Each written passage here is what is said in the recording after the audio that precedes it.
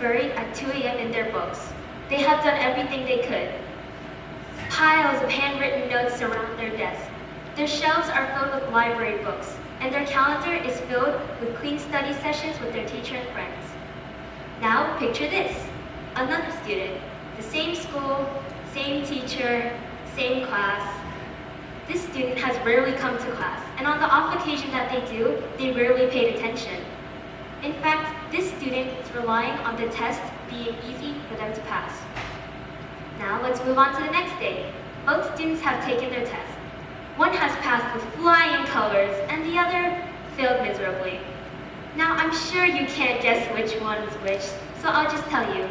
The first student who studied failed, and the second student who skimmed passed.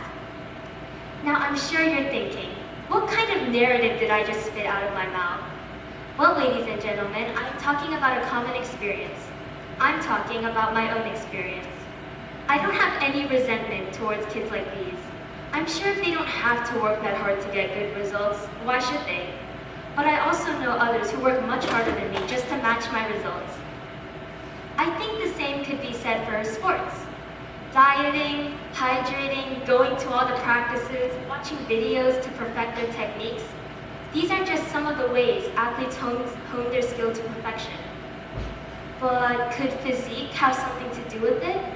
For example, volleyball and basketball players.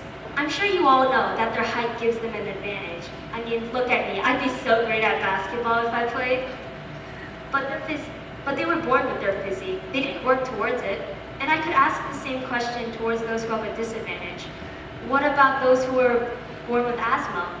Or what if they got into an accident that left their legs not as functional as they were before? So should these students who have the disadvantage just stop trying and all? For a period in my life, I believed that. I was raised with a fairy tale-like fantasy that all my dreams would come true if I worked hard enough. That was shattered pretty quickly. Whenever I saw someone who was better than me, I asked myself, did they work harder than me, or were they just more fortunate? I asked the same for those who were struggling more than me. Did they work as hard as I did, or were they not given the opportunities that I got? So, what's the point of working hard if people only look at the results? Well, I have an answer to that question, and it's pretty cliche. The quote by Ralph Waldo Emerson sums it up pretty well. It's not about the destination, it's about the journey. Allstate, a prestigious band. I'd like to say I worked pretty hard, but we're talking about students from all over Georgia auditioning. I'm sure I wouldn't have to go against any natural prodigies, but I didn't focus on that.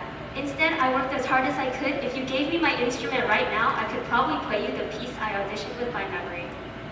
I'm happy to say that I passed into the band, but I'm more happy on the fact that I worked so hard to memorize it than actually getting it. There's no denying, chances are no matter how hard you work, someone's going to be better than you. That's just the hard reality you have to live with. But isn't your own self-pride enough? Not the fact that you beat someone, but the fact that you worked hard.